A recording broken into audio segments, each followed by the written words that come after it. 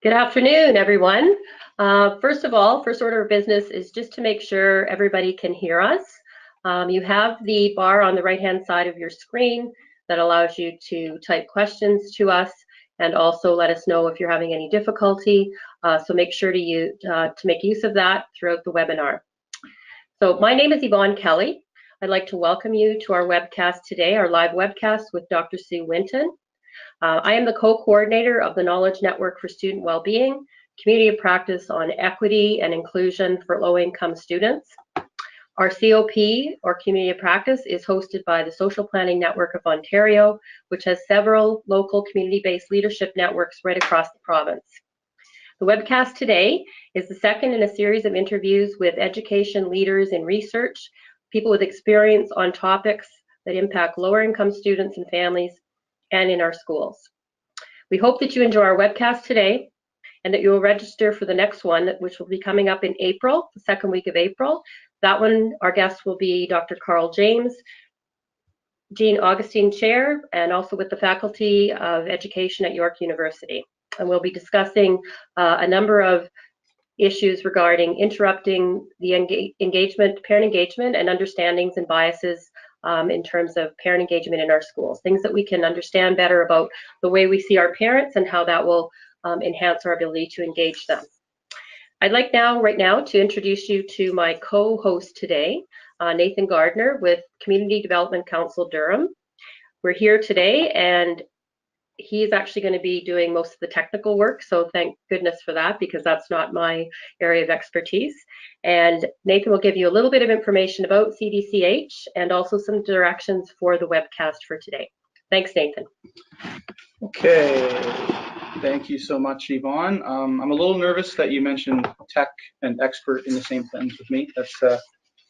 That's a little troubling, but we'll get through this, don't worry. So I just wanted to do a couple things. First of all, can anybody, we don't need everyone, but if anyone can just type yes into into a question box, then I'll know that, yep, there we go. So everybody can hear, we're good, great. Very quick, that's actually the quickest turnaround response I've ever had. So thank you very much to those that said yes, we're good to go. A couple things. So we are going to be taking questions towards the end, at the end of the webcast.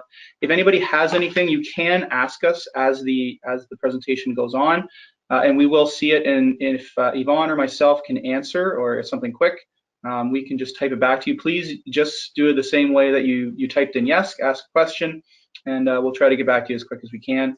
Dr. Winton is going to be answering the questions towards the end.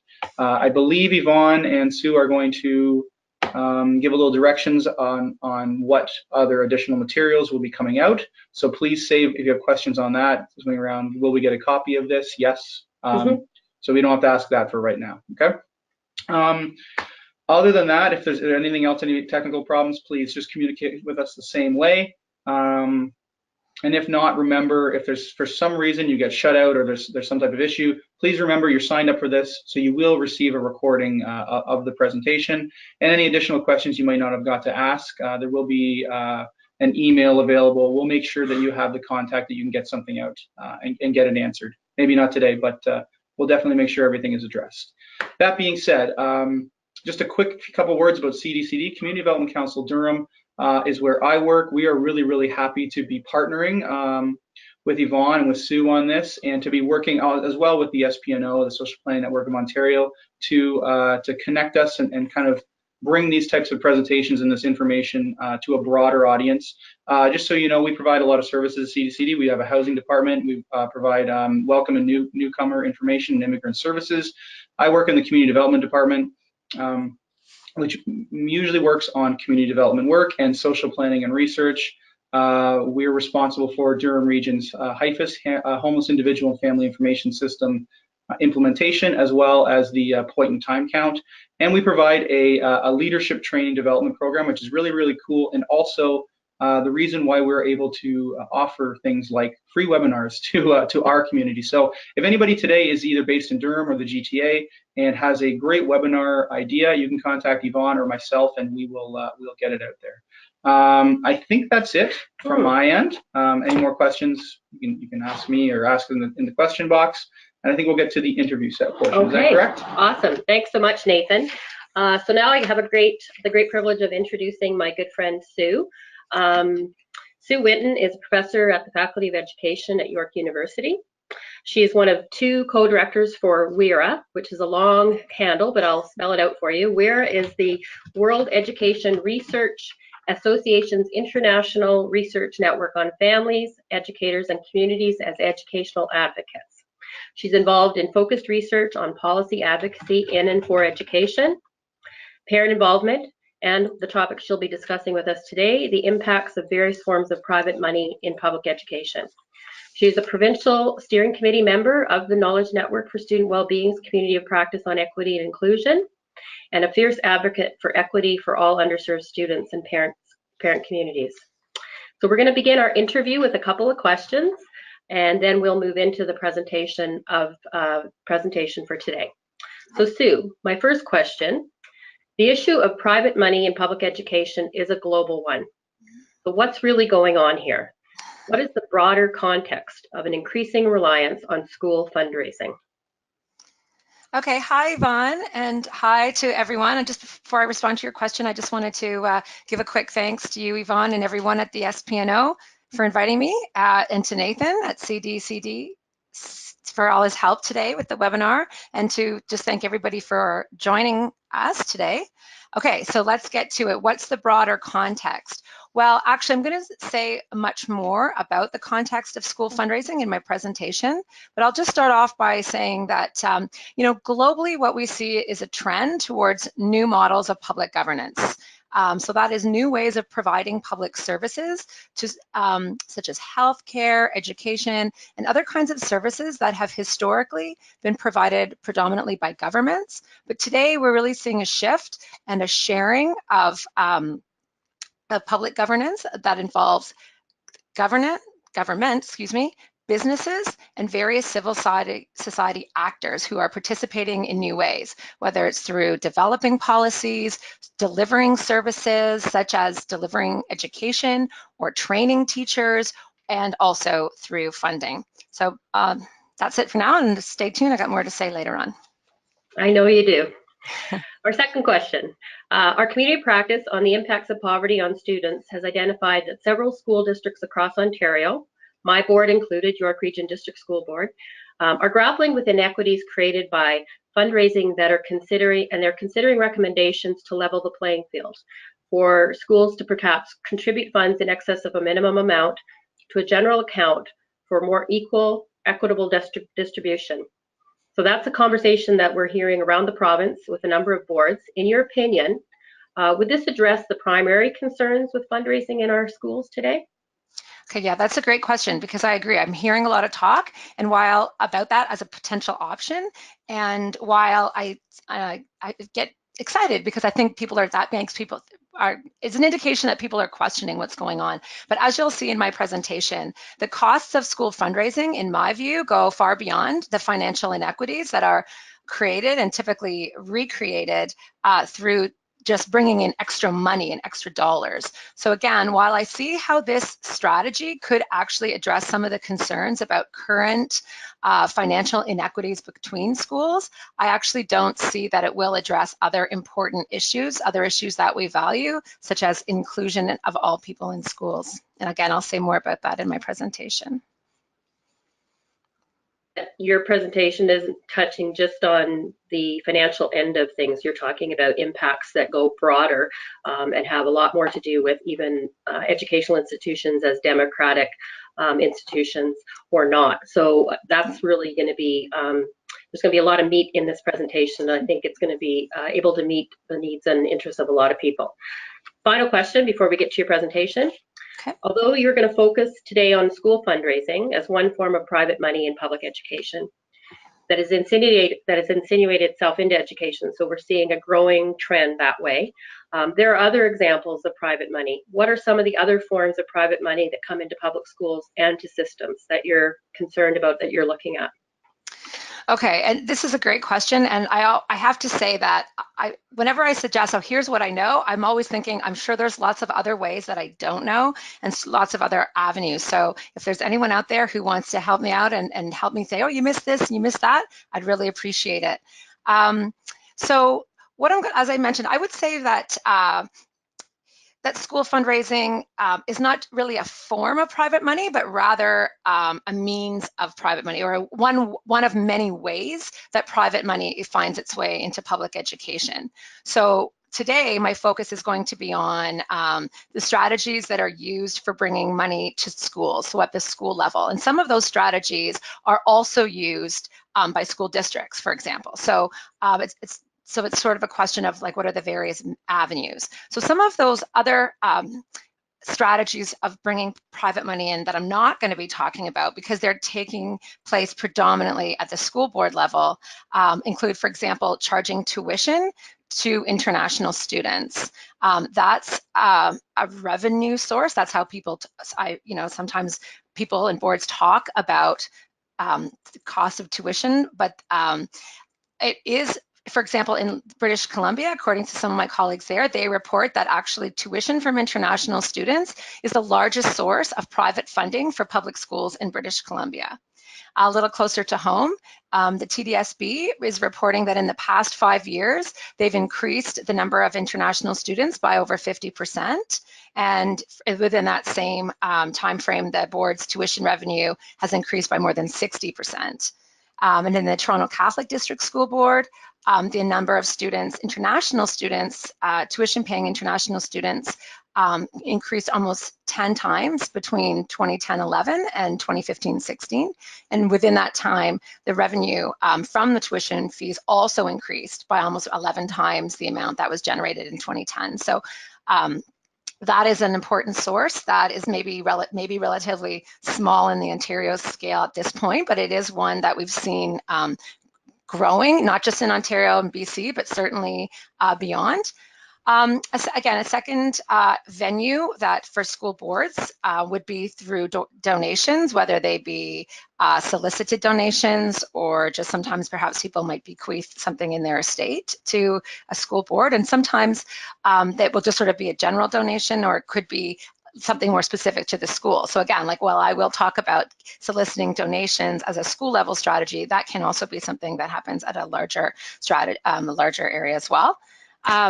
So then some of those donations may come through actors such as foundations that are funded by philanthropists. We see this a lot in the United States. There's a lot of contributions of foundations impacting education policy and delivery and so on. And again, those wouldn't necessarily, they may come to the school level, but often they come in at a higher level.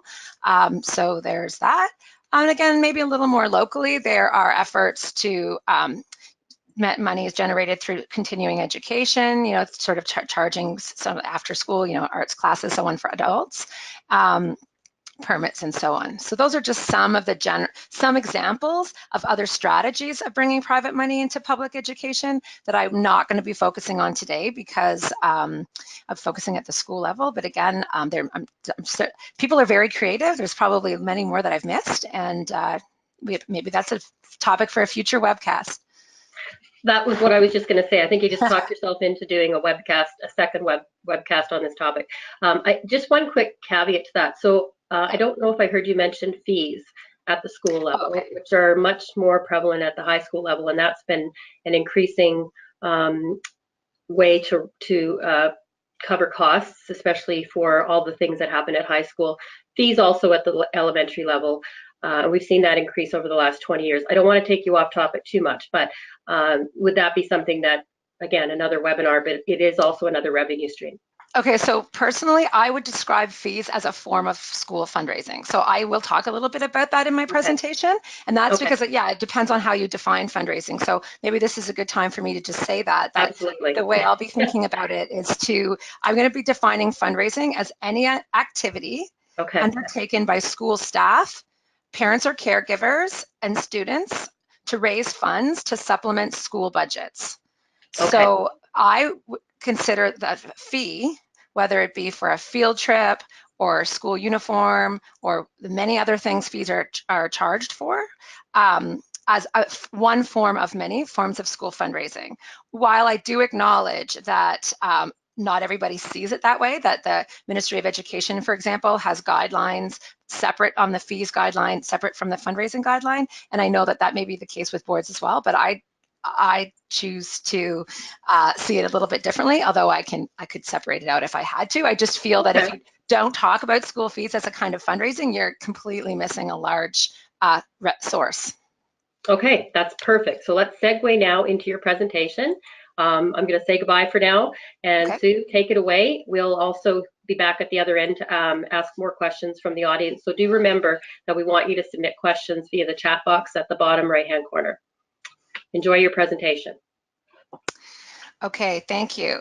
I do see that you're able to see my bar along the bottom. We've tried to work that out in our practice round, but maybe you'll just see how much email I get in a 90-minute period. So I think I'll just continue on and leave it there.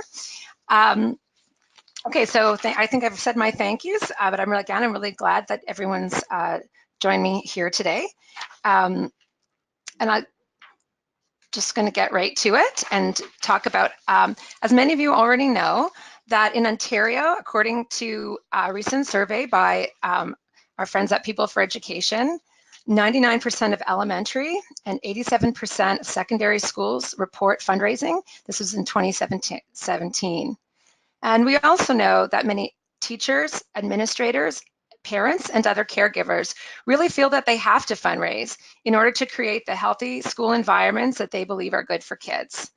We know that educators face increasing demands for a wide range of extracurricular activities, instruction with the latest technology, specialized programs, as well as growing expectations that they will meet students' mental health, nutritional, and other needs. And there's just quite simply not enough money to meet all of these goals and expectations often. And so therefore, many people in schools seek additional funds to cover the costs. So in this webinar, I'm going to argue that this solution, fundraising, doesn't fix the problem, though, that it seeks to address. And further, that fundraising has important hidden costs. That is, that fundraised dollars may come at the expense of other goals that we value and seek to achieve, including the creation of inclusive learning communities and equitable schools. So before I get into the that stuff, I'm going to tell you a little bit about me, a little bit more than what Yvonne said. So here you can see me and my family not too long ago. I am an associate professor at the Faculty of Education at York University, as Yvonne mentioned. My research interests do include policy advocacy, privatization in public education, and policy enactment. I am a former elementary school teacher. I taught 4th and 5th grade in Monterrey, Mexico. That's where I began my career in education. I've also taught in Cincinnati, Ohio, as well as in Toronto, Ontario. I'm a parent. I have 3 children in public schools in the Toronto area. So I face dilemmas regarding and related to fundraising and fees regularly. I have to say, sometimes it feels like every day there's another ask, and then there's another dilemma about how to respond. But I think it's important, today I'm not talking to any of you as parents, because I feel that how we respond as a parent, or our responsibilities as parents, are different from those responsibilities that we have as educators to serve all of the students that are in our public schools. And finally, I'm a citizen who values equity and diversity, and I'm really committed to doing what I can to ensure that we have a healthy, strong democracy that promotes these values. So what am I going to talk about today? Well, I'm going to say a little bit more about the context of school fundraising. I'm going to just review some school fundraising strategies. I'm going to say a little bit about what fundraised dollars purchase. I'll talk about then the main sort of 3 points I'd like to make, and that is around the hidden costs of school fundraising. And those include inequity, exclusion, and disinvestment in public education. And then I'm going to end up my formal talk by suggesting what teachers, administrators, and school councils, as well as the rest of us, might be able to do about school fundraising. And I want to say, as Yvonne mentioned as well, I don't do this work alone. Most of us don't. So throughout the presentation, I'm going to be drawing on some of my own research for sure, but I'll also be drawing on the work of some of my academic colleagues, news journalists, and non-governmental organizations. So let's say a little bit more now about the context of school fundraising. So globally, the idea that markets are the best way to organize society and that market competition leads to improvement and innovation are really dominant. And in this model, people are viewed as consumers who make rational choices between various options. And according to this logic, individuals are responsible for the consequences of their choices, including their successes and failures. And in particular, parents are also constructed as responsible for making choices on behalf of their children, and similarly are held up as responsible for their children's successes and implied failures as well. So government, rather than sort of going away or fading away, some people have talked about, that the government is going away, but rather I would argue that there's a new role of governments in this broader context, which is that governments, a key role they play is to facilitate market conditions and attitudes and behavior in order to perpetuate the marketization of our society more broadly. And some of the ways that they do this, well, one key way, of course, is to reduce public spending and to introduce policies that encourage privatization of and in public services, including education. And I mentioned a little bit before I got into this formal talk that what that means is then we see a shifting set of responsibilities for governance of schools and other public institutions, whereas now we see businesses coming in and playing a larger role in some areas, or different role than they did perhaps in the past. And furthermore, civil society actors as well, playing new and different roles in public service delivery. And that, of course, does include funding of public services. And so what we see then, this is sort of all funneling down to at the school level, we see a growing reliance on, as well as a growing acceptance of, new ways of funding public schools, including through fundraising. Okay, I'm going to turn now to talk a little bit about various ways that funds are raised in schools. I just wanted to let Nathan know, as our IT expert, that I'm not able to open the chat. I seem to have lost my, oh, never mind, I have it now. So I just thought if anybody wanted to say something like, we can't hear you, I wanted to make sure I can know that. But anyway, I don't see that, so I'm going to keep going. So please excuse that interruption. Okay, so let's talk about some of the ways that schools raise money. And I betcha that lots of people out there can provide me with more examples than what I'm going to talk about today, but I'll do my best to sort of give a broad overview in case this is a topic that some of you are unfamiliar with.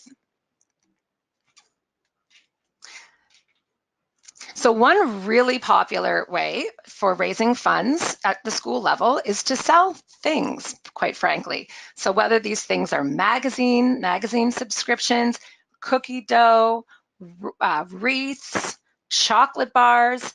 For example, here we see an example of Aunt Sarah's chocolate bars, and I think it's kind of ironic. It's used to fund the healthy nutrition snack program at one school that I'm aware of in Ontario. Also, you might be familiar with the Scholastic Book Fair.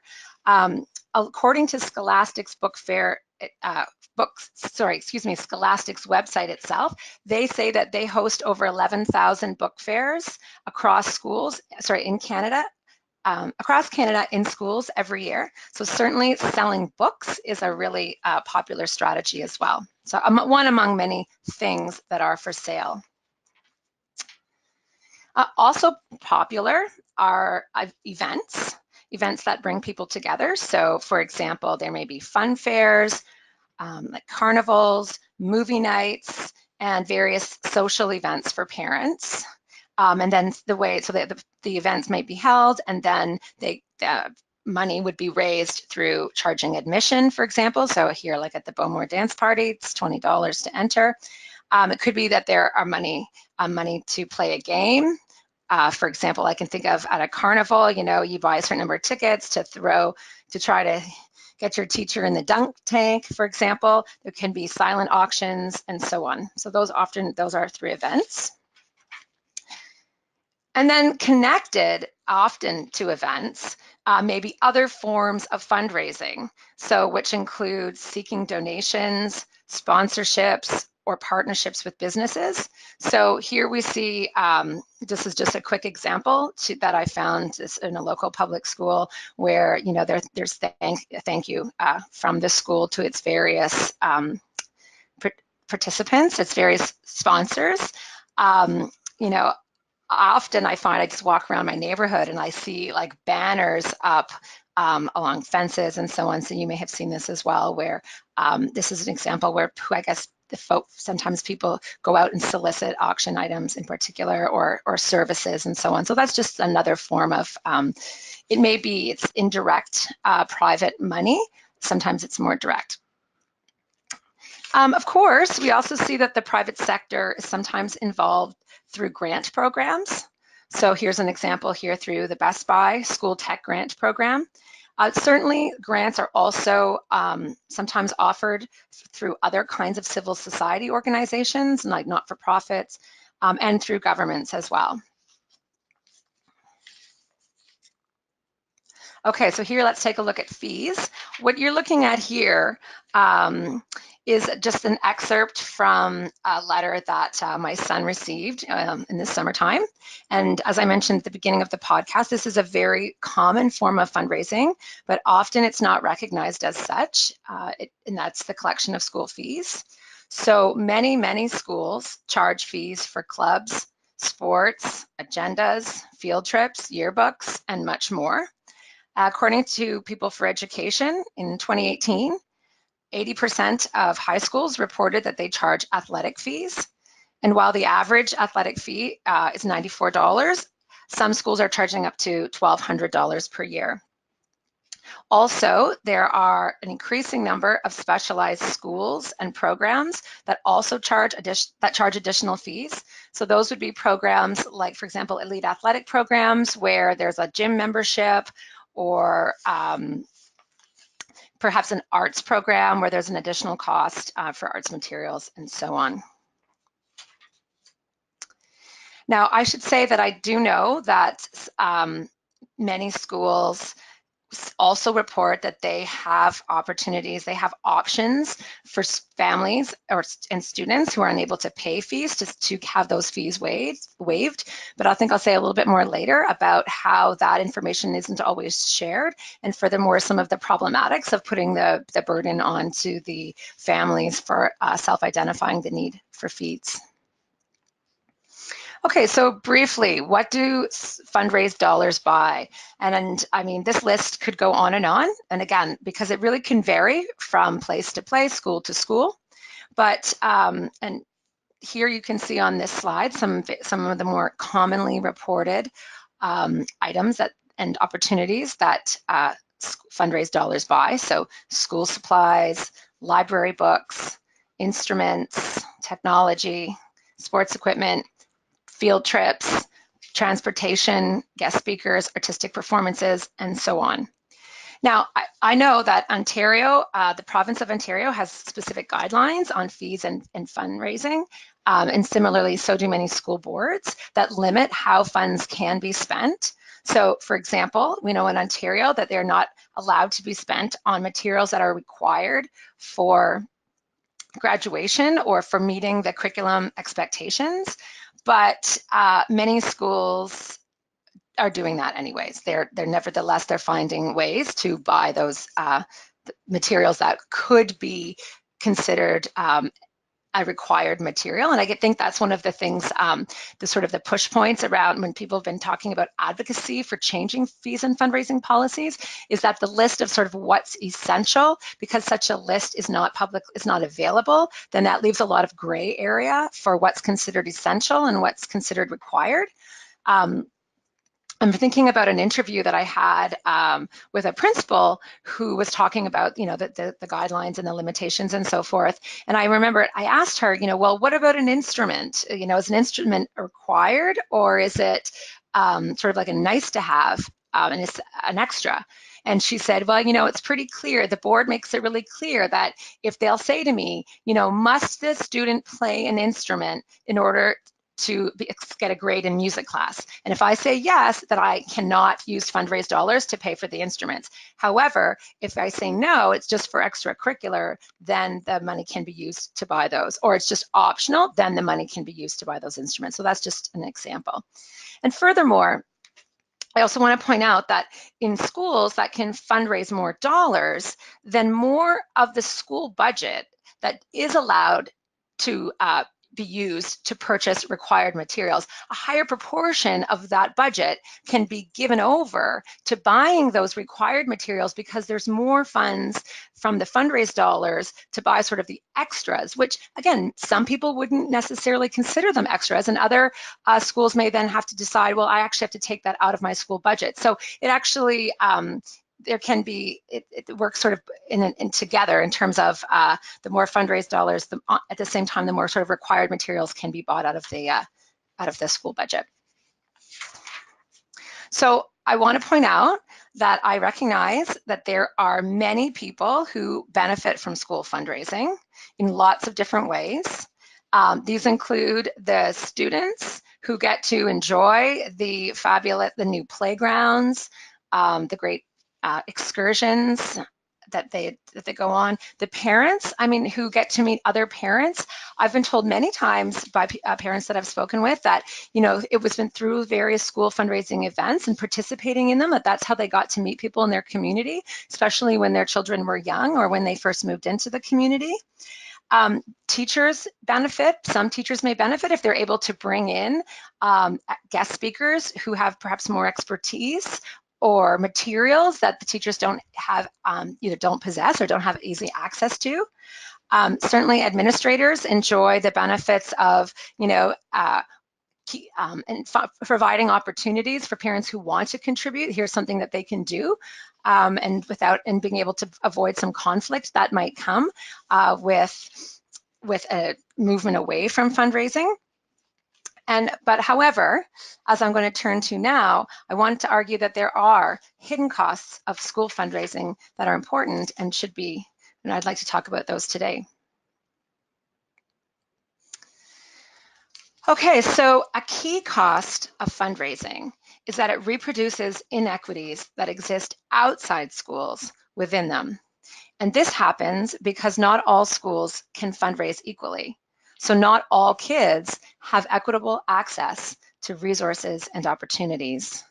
So I'm going to begin by drawing on some of the work by friends and colleagues who have demonstrated that the variation in amounts that are raised by schools, and then I'm going to talk more about why we should all be concerned about these differences.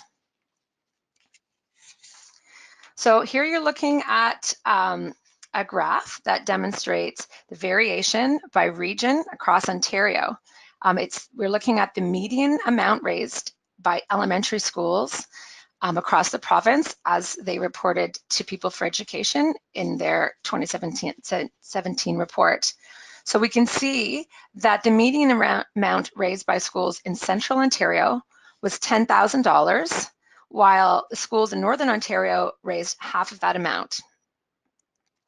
And we see, of course, you can see the variation between, Eastern, Southwestern Ontario and the GTA.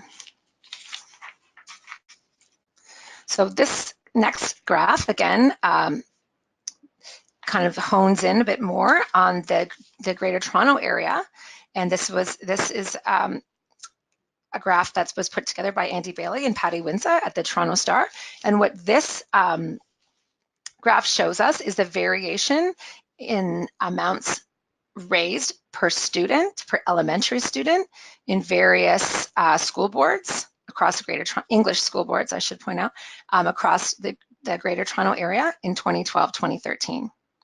And what we see here, for example, is that the York Catholic raised about $358 per elementary student, whereas the Toronto District School Board, the Toronto Public, literally the board across the street, raised an average of $118.10 per student.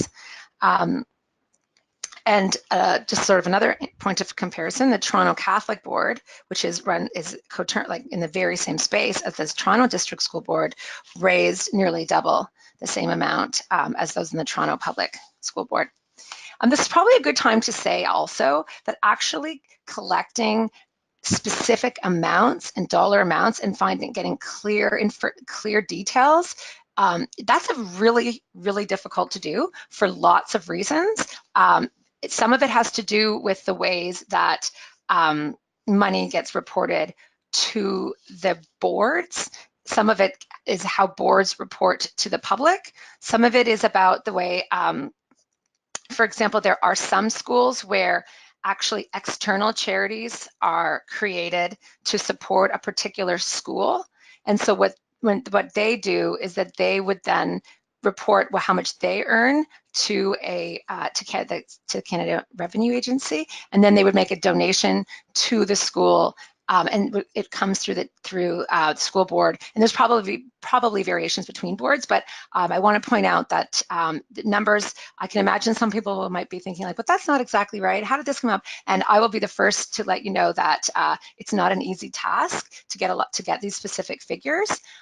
We're doing better in Ontario, so some boards more clearly than others, but then some of my colleagues, I've just been in the midst of an international comparative study with looking at schools, private money in schools in New Orleans and in Melbourne. And in New Orleans, for example, there's just absolutely no requirement that schools report the money that they bring in, and so there's no way to know about variations. And whereas in Melbourne, there's different kinds of expectations. But anyway, just to put that out there, it's difficult to track. And so it may be the case that even comparison to comparison, like from slide to slide, year to year, may have some slight variations in the kinds of resources that are reported in. Okay, so here's another graphic that helps us see how the gaps that exist between the amounts raised by various schools. This again is an elementary school, and again, thank you to People for Education for providing this information to us.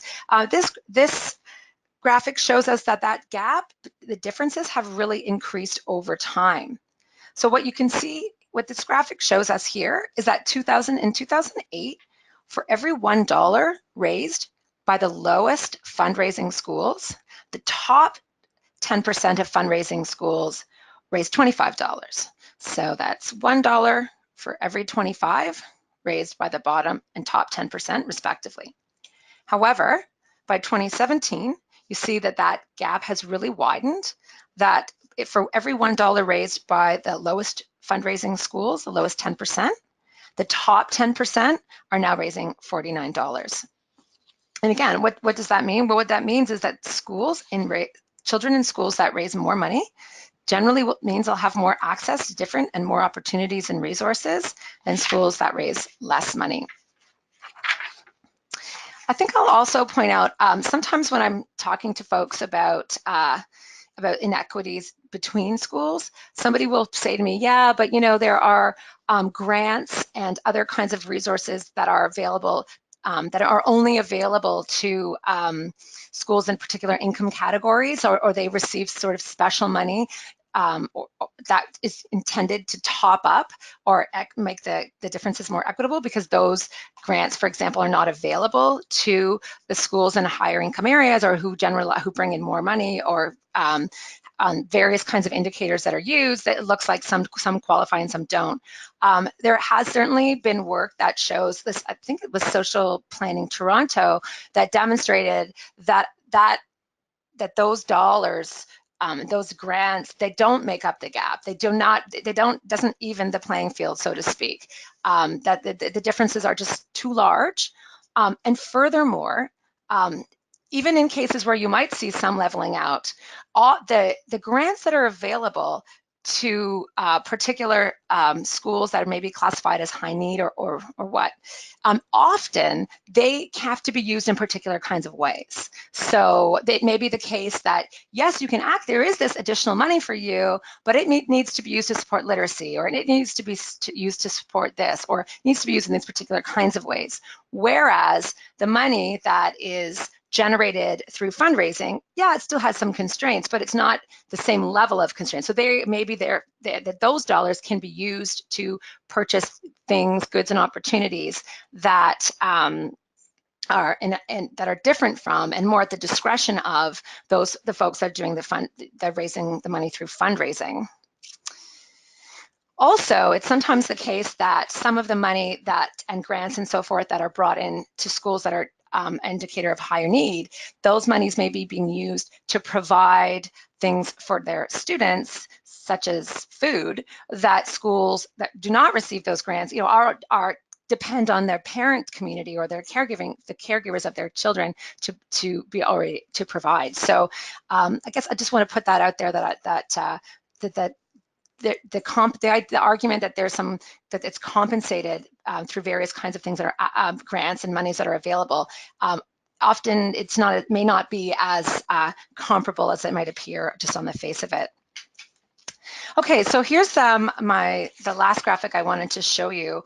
Again, this was done by Patty Winza at the Toronto Star, and some of her colleagues, I think she may have mentioned to me that they helped her work out this graph, and it's actually, I think it's a really interesting graphic.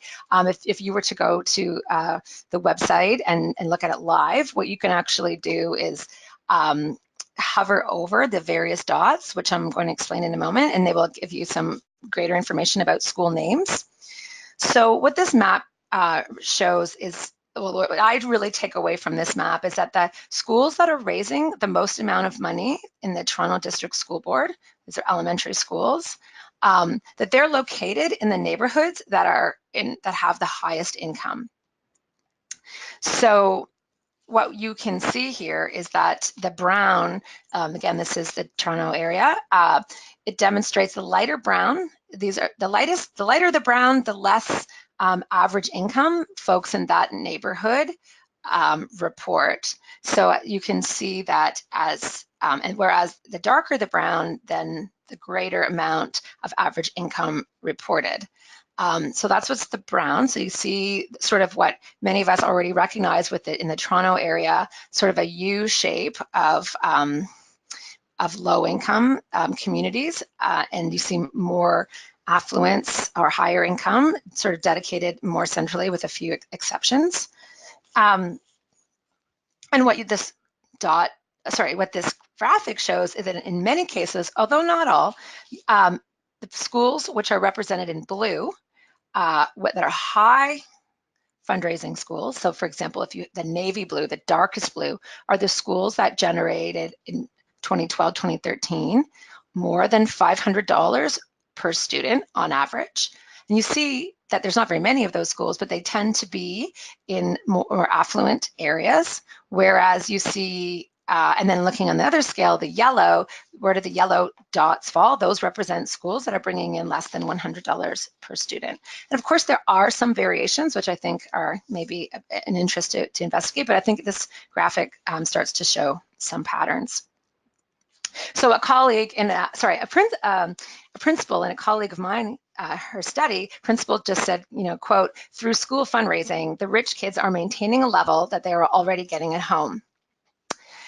And so we should all be concerned about reproducing inequities between schools and neighborhoods for a bunch of reasons. And here I'm going to draw on the work of Wilkinson and Pickett that show us in their book, The Spirit Level, how we as a society benefit from living in a more equal society. So some of those benefits include lower homicide rates, lower rates of imprisonment, lower rates of high school dropout, children experience less bullying, less fighting. We, as a society, experience lower percentage of mental illness. We see higher math and literacy attainment, better health, and higher quality of social relationships. And what these researchers demonstrate, it's not just the folks who who are at the lower income end of the sort of scale who enjoy these benefits, but rather we all as a society at pretty much across the board, we all enjoy a higher level, we all benefit from living in a greater, more equal society, not only those who are at this, who would suffer more inequity at the end, far end. Okay, so I'd like to stop here. However, I know from my research that on fundraising, Yvonne mentioned that I've been studying advocacy in particular, and fundraising advocacy is an area that I've been looking at. I've investigated how have advocates to change fees and fundraising policies. What have they done in Ontario? What have they said? What have they done? How have they done it over the last 20 years? What I've learned is that those advocates have done just what I've done here. They've pointed out a lot of these inequities. I mean, that's why this information is available. I didn't have to do it because others have been doing it and been doing it for a long time. But what we know is that simply the inequity component has not been enough to shift practice and to change policies. It has not been enough to persuade people to change their fundraising practices and policies. And so, as I mentioned, there are other costs as well, and I'm going now to turn towards one of them. So at the school level, fundraising may come at the cost of building and sustaining inclusive school communities. So inclusive schools are ones in which diversity is embraced and everyone feels safe, accepted, and valued. A key component of an inclusive school is students' sense of belonging. And in fact, a sense of belonging is fundamental to a person's well-being. Students who feel they belong at school are happier, more relaxed, and more motivated learners. They have better attitudes towards learning, as well as higher levels of psychological functioning, adjustment, and self-esteem than those who don't. Now, fundraising has the potential to undermine students' sense of belonging and efforts to create inclusive schools. So recent community conversations, as some of you may know, that were conducted in the York Region District School Boards, they were conducted in the York Region District School Board area by that school board's Classism and Poverty Subcommittee. Those conversations yielded stories about students' exclusions from activities at school because of the costs of those activities. And here you see a quote from a participant in one of the conversations. And as I mentioned a few slides back, that many schools do have policies to cover costs of fees, so that's what they report. However, those policies are typically not widely advertised. So for example, I showed you earlier the letter that my son received, and you probably won't be surprised to hear that I'm looking for those notices to parents that say that these fees are not mandatory or that they may be waived, and often they're not widely promoted. In fact, there's a research study where someone said, we really couldn't even afford to promote them widely. It would cost too much if everybody opted out. But instead, or in addition to even those policies that do exist and that are known, they often rely on the families themselves to ask for assistance, to ask for the fees to be waived. And we know that, in fact, many parents and children do not want to reveal their financial situation to other people. And as a consequence, students may miss out on activities that their more financially well-off peers, or simply just peers that are maybe more financially secure in that moment, enjoy at school. Perhaps a little less, another version of exclusion, but maybe a little less, I don't want to say important, but it has a different feel to it, I guess I would say. Ironically, students can even be excluded from fundraising. And this can happen through fundraisers that ask kids to sell products and then reward the kids that do. So on this slide here, we can see prizes that are available to kids based on how many magazine subscriptions that they sell. And here, look, you can trade it all in for a Best Buy gift card. So here we go. Here's another piece of private interest, another version, another twist on it here in this particular fundraiser. Now, not all kids know adults who can or who will buy whatever these products are for sale. And so these students are not able to participate in the fundraising activities. And, you know, maybe someone say, well, who cares? You know, I don't really want that magic machine that turns paper into $10, although I have to admit that's interesting. But however, there are some fundraising initiatives, shall we say, where actually classrooms are sort of set up against one another. So you know, the classroom that sells the most magazine subscriptions, maybe they'll receive, they win a pool party. And so then this is then there is maybe pressure on students to contribute to their class's success or their class's ability to win the pool prize that, quite frankly, some children are just not in a position to contribute to. Okay, so inclusion doesn't just include students, although of course they're a key part. There's also parents and caregivers. A number of people in schools want to see parents participate in schools if that's what they'd like to do. So includes, and in fact, I think this is something to point out that many of you may already know, that fundraising itself is often touted as a great way to get parents involved with their children's schools. I hope you've had a chance to take a look at this quote here, and it comes from a study of a school in California by a researcher at the University of Wisconsin-Madison. She found that a school council's focus on fundraising actually had a negative impact on some parents' engagement with the school. So here you're seeing one parent's view in this quote. And I think this is important because while on the one hand, we know in Ontario that school councils spend a lot of time, we know they spend a lot of time on fundraising, that it's one of the activities they report spending the most time on. So if parents don't want to participate in school fundraising and therefore they stay away from school councils for that reason, they actually aren't included in discussions first about how those fundraised dollars are spent, but second, any other kinds of conversations or decisions or advisory moments that take place at the school council meetings, they no longer participate in, they don't have the opportunity to participate in those discussions either. I've sort of intimated, I've talked to a lot of parents and administrators and school council folks throughout my research around school fundraising, and I've learned that fundraising can also cause friction between parents for another reason.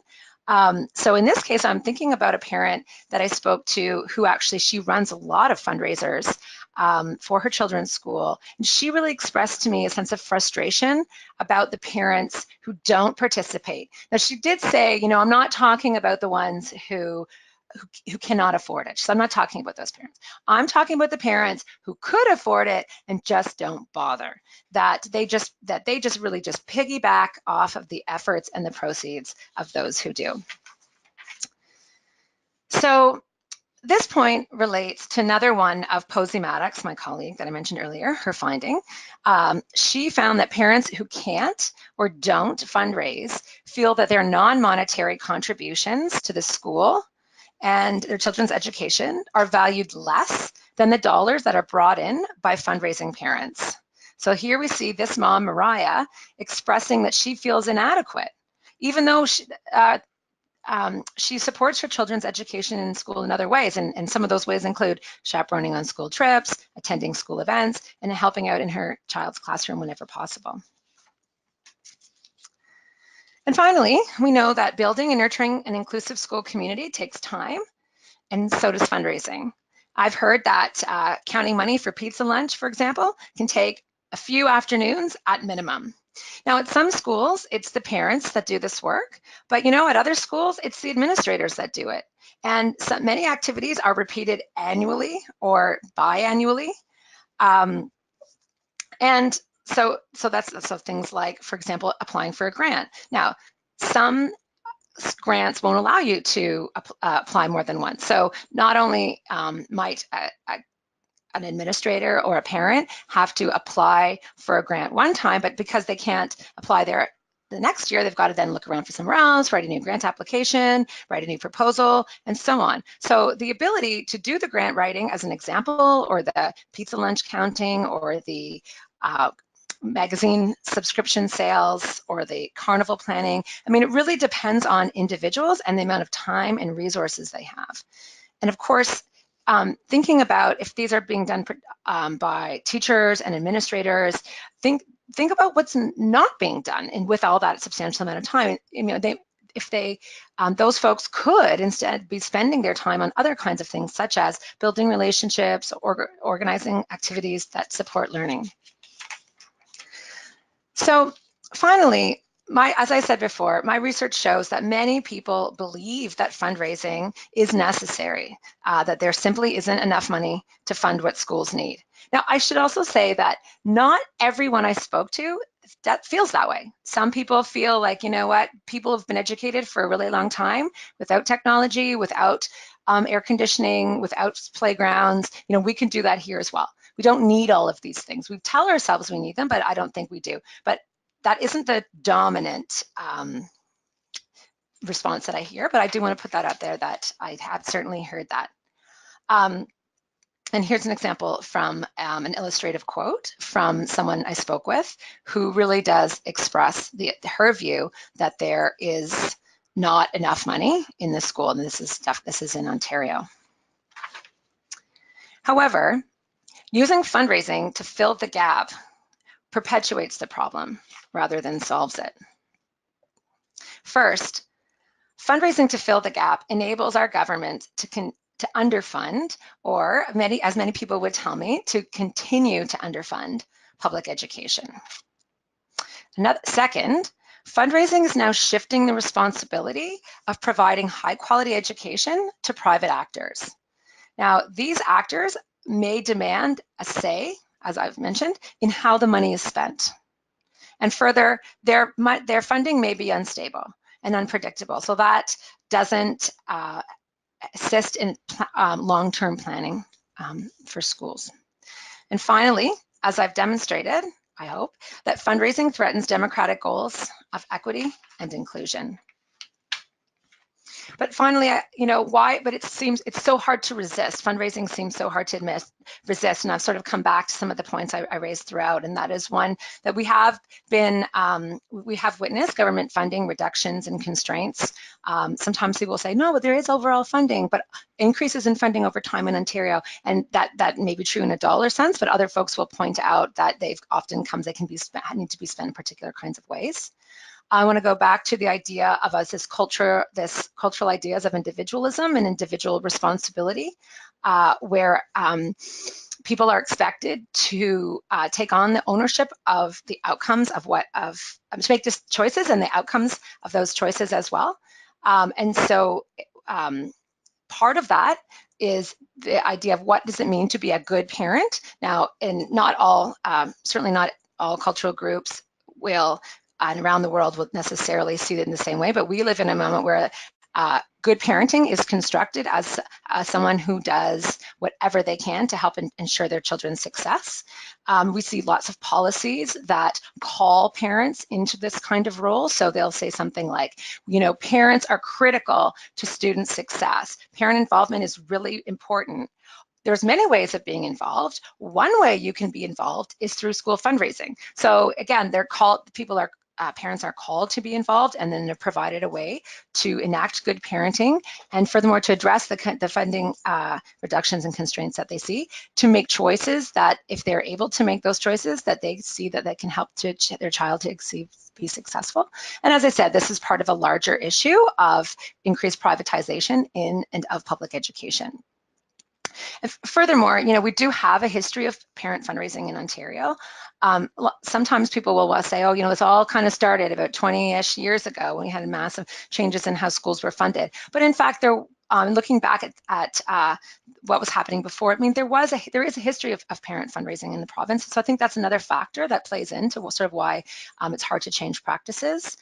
Certainly, you know, as I've mentioned earlier, that a lot of people will say, oh, but fundraising is such a great way to involve parents in their schools and in their children's education. And furthermore, that there are benefits of fundraising beyond dollars, such as ways for people to get to know one another, parents get to know staff, staff, and so on. So there are benefits. So I think these are some of the things that we need to take into account. What are some of these benefits, and what are some of these histories that we need to keep in front and center when we start to think about how we might shift our practices and policies so we might be able to retain some of the benefits while moving away from some of the problems.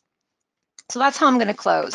I just want to be clear and say that I don't think that parents and caregivers, students, and school staff should be fundraising for public schools.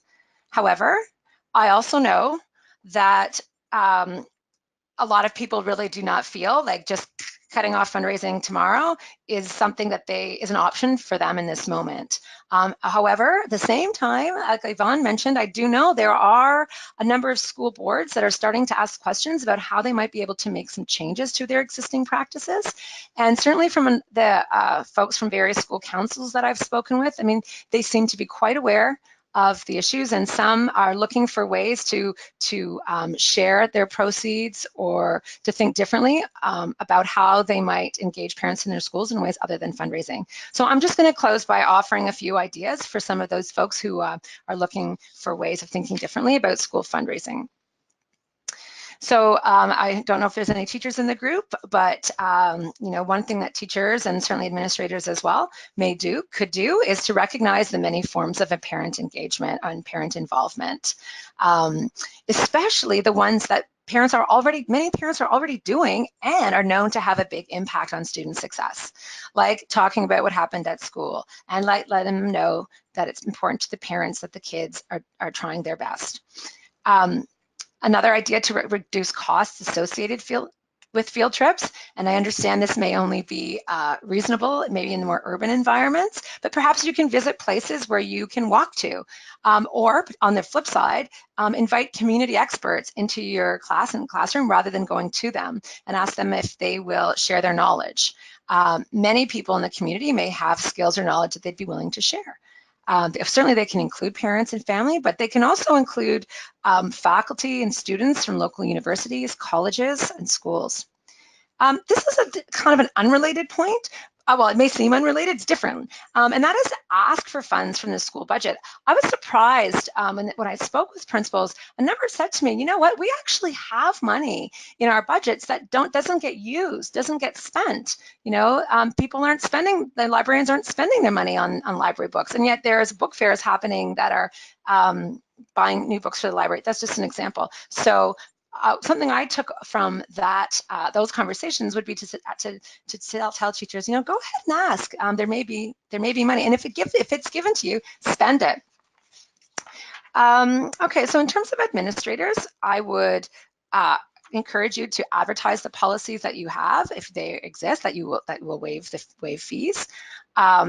An interesting idea to sort of get at the issue around parents who might stay away from school council because of the fundraising that takes place there, and yet as a consequence removes themselves from decisions about how fundraised dollars are spent. A strategy that a principal I spoke to said that what she did was she separated decision-making about money from fundraising. So she used her school budget committee, which did include some folks from school council, but also include other folks, other parents and community members who were not members of school council and who were not typically the fundraiser ones, but they sat on some decision-making bodies about how fundraised dollars would be spent. So that may be something that can work in some places. Also, this is maybe just the whole idea of saying no to fundraising competitions. So this is getting back to the idea of class versus class. I've even seen initiatives where you could have like school versus school. Certainly we know about student versus student, so that may be just yet another strategy. Just say no to those. And finally, just want to talk about the parent and school councils.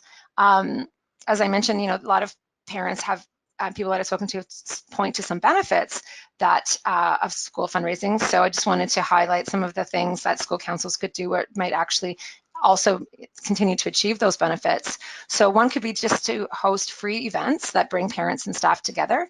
You know, think about book talks, guest speakers, craft nights, discussions about topic of interest. You know, maybe you want to have someone come in and talk about school fundraising, for example. Just something that they could, the word will bring people together, but that there doesn't have to be a price to attend. Another idea could be if there is a cost involved in whatever you've chosen to do, to make that payment optional. and anonymous, and not making payment a prerequisite for participating. So I know of a school that hosts a pizza lunch that invites everyone to order the pizza and asks everyone to please pay what they can to cover the cost of the pizza and perhaps a little bit more for those who can't afford. The money is submitted in an envelope anonymously and in an envelope that is separate from the pizza order form. So that's another potential way. Another idea is to set up fundraising subcommittees. So again, so those families who or individuals who may not be interested in fundraising but might want to be to participate in school council is another way to sort of address the sense of exclusion that people may feel, or the fact they exclude themselves from school council. One way is just to set up a fundraising committee. So then that way the folks who want to participate can, in various kinds of decision making and advisory without having to address fundraising. And this is a question that Yvonne asked early on about donating a portion of fundraised dollars to a central board fund for redistribution. But as I mentioned, that I see that as maybe an intermediary step. But the worry I have with that idea is it doesn't actually address the idea that continued or the underfunding, perhaps continued underfunding of public education. It may not address the feelings of exclusion, and it may only, in the short term, address inequity, and it only may, in some cases, it may not be in a sustainable way. So finally, I would just invite everyone to join efforts to advocate for adequate public funding of schools. There are many organizations that this is their work, this is their regular work, and so all of us could join with them. Think about when we come up for elections, provincial elections, trustees, and so forth. We can exercise our opportunities there to talk about public funding and advocate for better funding for all schools. So I think I'll close there. There's my email address, but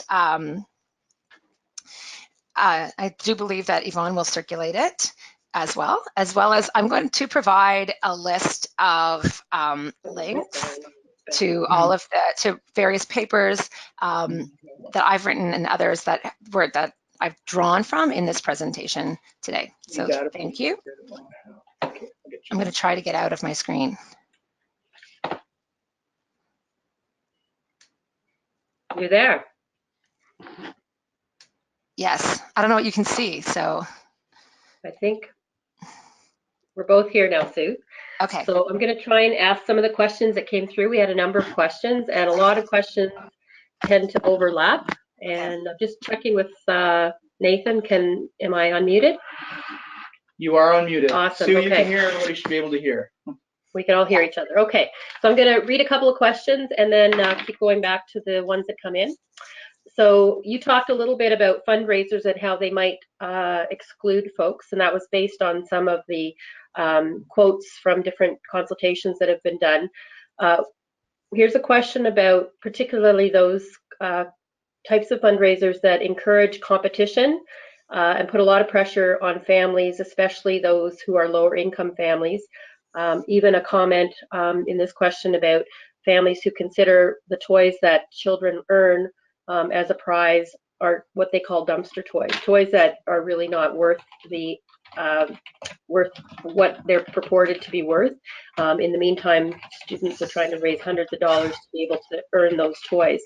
The question is there a benefit to the fundraising organization themselves? So if we're not thinking specifically about the impact on students and schools, who really benefits, and is there actually a question we need to be asking ourselves in terms of who's coming into our schools, whether it's Jump Rope for Heart or some of the others that have toys and prizes, whatever that creates in terms of a competitive atmosphere in the school. But what is the benefit here to those fundraising organizations, and should we be being more careful about who we bring into our schools? Okay. I'm going to say just make a few points about that. So the question around who else is benefiting, private businesses, for example, benefit? Well, I would say, of course they benefit. Otherwise, why would they do it? I mean, that's just an obvious sort of one, but because of course, bottom line and all that stuff. But beyond that, like say, for example, a lot of, so some of the research like that I've done in the sort of the ways I've doing is sort of looking at, beginning with my own experience. And certainly like the Scholastic Book Fair is the example that comes to my mind right away, where we'll get a flyer home and it would say, oh, I may get the figures not exactly right, but something to the effect of like, when we get to keep 60% of all the proceeds raised. And so then of course that just begs the question, well, where is the other 40% going? And I told you there's over 10,000 book fairs held per year. And so I did a little bit of digging around to figure out, to try to see, I looked at Scholastic specifically to see like, well, just how much are they making? And again, like I wasn't able to access those details in a way that was particular where I could draw a line like from like school, like the book fair to this revenue.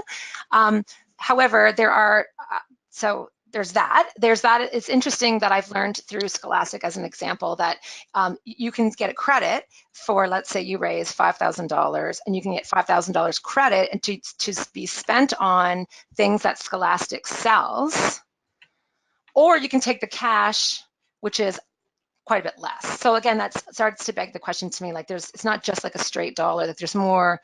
So I would just, in the short term, my short answer is yes, I think we should be asking who benefits and how are they benefiting. I mean, I've even seen lots of, like if you just go online, because I do this a lot, look up like Ontario fundraising, like what's new. And I see like services for people who are how to host like, let me help you host your fundraiser. Like it's like, it can be a service in and of itself.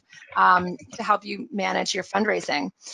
You asked the question about, I just want to finish off by saying it's not always dollars, right? That an organization or a for-profit business might benefit. It may just be from the advertising, right? Like it may be that there's a small amount of money, maybe what that buys them, like some advertising or some social recognition that they give that money. And depending on scale, there could be also the financial benefit for making a donation, so to speak. But that gets into more dollars and cents and particularities I don't have at my fingertips, so I would investigate that further. But and then a question about should we be more careful?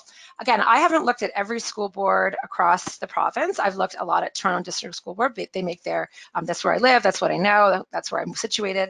But I know that they actually maintain a list of what organizations you're allowed to, like what, for example, what grants you're allowed to apply to. And it's not like a free-for-all. I mean, there is criteria where the board will say, yes, this is okay, this is one we support, we feel like it's in line with student learning, it's in line with our values, and then there are others that are like, no, we do not support that. I have no idea whether that's always followed, but I wouldn't want to suggest like it's kind of like Wild West. I mean, it may be to a certain extent, but I do think the questions around should we be more careful? Like, I definitely think we should be careful, but I wouldn't want to suggest that like there's no care being taken. Screen showing up for me. Great, thank you. So that was a really good answer to that question. Here's another question from one of our participants.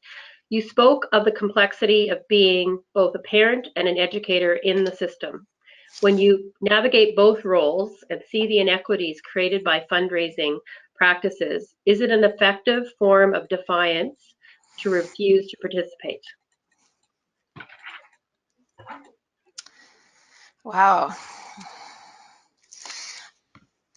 I wish I had the answer to, is it ineffective? I struggle with it. I'll try to be a little specific because this is something that I struggle with because I face it all the time. And so for example, pizza lunch, for me, that was the first one to go. I was like, no more pizza lunch. It was small, but it was significant to me. It felt like a little something I could do, like not do pizza lunch. I mean, not only is it not healthy and like, I don't know, lots of parents complain about kids eating on the floor. Like, I don't really care about that. But in any case, I felt like that was just a little something I could do, just almost like a little act of resistance. But you know what? Pizza lunch continues all around me all the time anyway. But where I've kind of like bumped up something larger is when my children were looking at going to high schools. And there are all these programs, at least in our board, where you can apply to for specialized competitive entry. There's additional fees involved. And I've really asked the question, like, well, so should I, for example, like not tell my kids, no way, you're going to your neighborhood school, period, full stop. And I actually think that's really unfair to put on the parent, because if I say, no, you're not going to this, I don't know, IB program as an example, baccalaureate program, my child or your child, if you say no, won't get to have that experience, that's fine, but somebody else will. Like, so just you withdrawing and that, so the short answer is I don't think that's effective enough, because what it's allowing is the system to continue to offer those options while you opt out. So I think the question was framed as, is it an effective form of defiance? I think it's a form of defiance. I don't think it's effective enough to change the system, and I don't think that that the system, and us, by the system I mean like us as the public who elect a school board, to put the onus on parents to make the choice to opt out. I think that you can't set parents up. I can think about programs where you can be in this elite program and there's 16 children, and you can be, or you could not. You be in the core regular program and there's 36 kids. I don't really think that's a choice you should be putting on parents. It's not fundraising, but hopefully it's not too far off the mark. Well, I guess it could be if it's a specialized program. So I think that's. But I think, you're off. So I think the point that you made was a good one, in that, yes, it's an act of defiance, or maybe resistance is what we use a lot more. So an act of resistance, it's a way of interrupting the practice that we just kind of in our sleep kind of keep repetitively going through. So it's not in and of itself the answer to the bigger, complex and root causes of the problem, but it may be an act that shows others that there's more people than just one or two thinking about this and wondering. And so all things that need to be interrupted start with someone saying, maybe this isn't the best idea in the world. So as a starting point. And Matt, I would say also that is something that I find a lot. That, I'm not alone. You're not alone. I bet. Like, then when you start talking to people, like, yeah, there's some people that are gung ho all the way. A lot of people are conflicted. They don't know what to do. That's, I think, a shared feeling. I think, like, why not? In fact, this is what wasn't my trustee, but a trustee near me. She had a kind of like an open forum on fundraising, and I kind of went in and I told her this, so if she's listening, I was like, oh, here we go, like how to be a great fundraiser. But that's not what it was. It was bringing school council chairs together and anyone else from the ward who wanted to come in to talk about, what's going on here. We're all in the same ward. We have some schools which are raising a fortune, in my view, in their view, and some that are raising next to nothing. How do we live with ourselves? What do we do here? And it was a real robust discussion. I don't know I don't know at all if it changed people's practices, but it was opening it up for conversation. I thought that was a really great event. Yeah, no, I agree. And I've been part of lots of those conversations. So our next question, and this has come in different forms from a few people, is there data on how fundraising dollars are spent in Ontario schools? You may have already said this throughout your presentation, but people are wanting to find out more about how to find out about that. Okay, so I'm not aware. I'll talk about the school level. What I'm pretty confident on is that school councils, and what this is, like, school councils are supposed to report in their financial statements how much they bring in and what they spend their money on. And then those, I believe, are supposed to be available to members of the school community. My experience is that some school councils make those easier to access than other schools. Now, it's not only school councils that do fundraising, obviously. Like, it happens a lot by school staff as well. So every time you send in money for a trip, or maybe you buy a school uniform, or that's taken in from another source. I don't know for sure, and I certainly don't know how to access absolutely how schools report that. I mean, I don't doubt that it gets reported. I'm not doubting that there's anything, that's not happening, but I don't know. Like, for example, when I look at TDSB numbers, all I've been able to get is sort of like on a school by school basis what their various sources of funds are, including including school generated funds, and that's broken down by, like, whether it was the school council or whether it was through the school. And but nowhere do I know like exactly have I yet to find. I'm not saying it doesn't exist. I just don't know how to find it easily to answer your person's question. And maybe somebody who knows better than I can tell us all how to actually find out how the school spends money generated through fundraising, like all the various ways.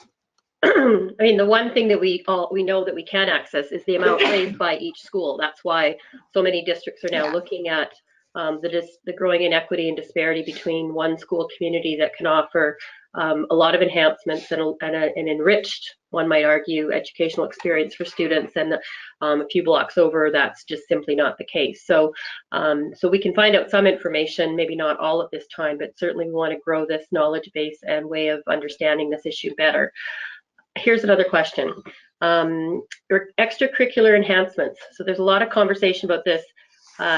Fundraising can't be spent on things that are core to students being graded, or they're at the core of the curriculum.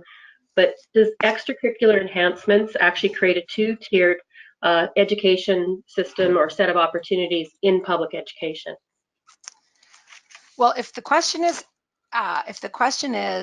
does charging for extracurricular activities, because it's an enhancement, does that create two-tier? I mean, that's a really tricky question, because it comes back to that point that I raised earlier. It's the idea of what do people think of as an enhancement, and what do people think of as something that should be available to all students. So I think that as soon as there's the idea, the term extracurricular sort of speaks for itself in the sense that it's not a curriculum related item, so to speak. However, I certainly am aware of lots of people, and I betcha I could get research on this too, but I don't have it at my fingertips, that would say a lot of those extracurricular activities contribute in large ways to students' success in school in various kinds of ways, whether it be through relationships, academics, and so on. So other people would argue, well, those are not extras. Those should be part and parcel of what schools offer. And I think that's so my view is that if you're charging for extracurricular activities, that it is creating a two-tier system if it's not available to everyone. And I also would suggest that there are lots and lots and lots of opportunities for people to pay to do activities outside of the learning day that have nothing to do with public education. So it's not like this is the only place you can get it. So I would say that public schools, public education systems is a place that we should protect, to make those at a space that offers opportunities, the same opportunities for all students. And you know, it's quite likely, although it's never know for sure, but it's quite likely that many of the students whose families are paying for them to, you know, maybe be in volleyball on the weekends, playing elite volleyball, they are likely the ones who could also pay for the team to go to the school volleyball team as well. Not always, but often more. So it may, just like that principle I quoted earlier, saying it's sort of the same people getting the same opportunities. So I guess that's, again, a long answer, but I think it really comes to that question about, we have to look at about what do we consider fundamental to schools, that all schools should have to offer all children. And again, this isn't to say that it's the same. I mean, there's an argument that could be made to say, like, actually this school doesn't need to offer X because we know that either it's not an interest of the community, or that the community is already accessing these resources someplace else.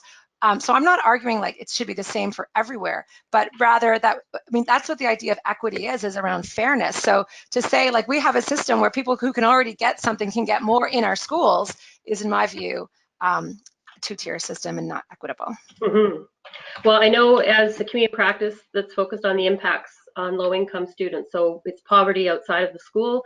It's also what we do within the school to either ameliorate some of those inequities that students come with as a result of living in a family that's marginalized by lower income. So I think asking those questions is always top of mind for us in terms of who benefits and who doesn't benefit, who benefits disproportionately. And I think that goes to your answer around families who can already take advantage of opportunities outside of the school, which are considered enrichment, who then can take advantage of them offered through the school system, and other families cannot. So you're talking about, we're asking ourselves questions about how do we within a school system not grow the inequities that students come with already. So being exclusive actually, I think, is one of those ways that happens. So our final question, and not provocative at all, at a time when cuts to education and austerity practices are top of mind for all of us in the school system in the province, for educators and administrators and families of students, do you see an increased reliance on fundraising, which could be the result of some of these cutbacks, as a real slippery slope in terms of being an ongoing, not that it isn't already, but more of an institutionalized approach to paying for education? Well, as you know, I'm not prone to short answers, but my short answer is yes. I think it's a slippery slope. I don't want to sit, I mean, if you just look at, if we look to lots of education systems around the world, the idea that a fee-for-service model, first of all, is very common, very prevalent. There are lots of public education systems around the world where parents pay a much larger proportion as a matter of course into their schools, not just like, it's not positioned the way we are, you know, in terms of fundraising as extras. Like, in fact, it's rather just a part of it. So if it, the more, in my view, the more it becomes normalized, a normalized sort of expectation, then, you know, it makes people a little, I think it can make people a little more open. Well, you already pay for this, why not? So yeah, a slippery slope. Yeah, I think it is. I think it's a slippery slope. I don't think we're like, where it's too late. I think that there's things that we can do. I think that we can learn from other places that have really embraced, whether because they needed to or because they've chosen to, increased involvement of private actors, not just parents and caregivers, but philanthropists and foundations, think tanks, businesses, and so on. We can learn, look to and learn from some of their experiences and see the kinds of things that we want to keep our eyes out for and try to resist. Well, that timing was perfect. So that wasn't your short answer or your usual long answer, Sue. That was kind of like right there in the middle. We appreciate it. So I think we are going to wrap up now. Thank you so much for your time and your sharing the research and the knowledge and the experience that you've had researching this topic. I think we want to make sure to have you come back another time, maybe on a panel, to be able to share some additional learning in this area. I want to thank everybody who joined us for today. I want to especially thank Nathan, who's right here to my left. Thank you, Nathan, for being able to help me run this webinar today and make it successful. So 2 things I'd ask people to do. You'll be able to access the recording following from the presentation today.